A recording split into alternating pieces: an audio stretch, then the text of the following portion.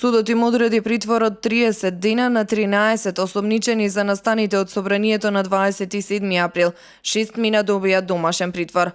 Постапувајќи по предлог на основното јавно обвинителство за организиран криминал и корупција за определување мерка притвор пред судија на претходна постапка при Основниот суд Скопје 1.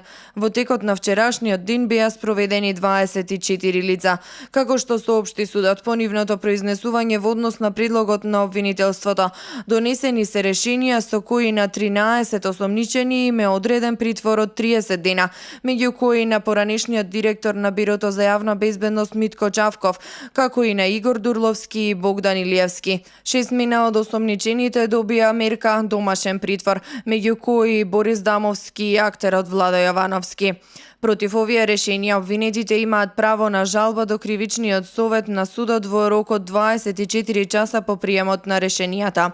Судот побара од собранието да го укине имунитетот и за 6 мина пратеници кои се исто така осомничени за насилствата.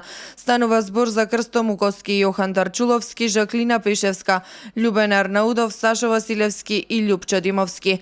Од кривичниот суд велат дека за пратениците кои се опфатени во истрагата, судија на претходна постапка ќе одлучи по предлогот на обвинителството, откако председателот на собранието ќе одлучи по барањето на судот.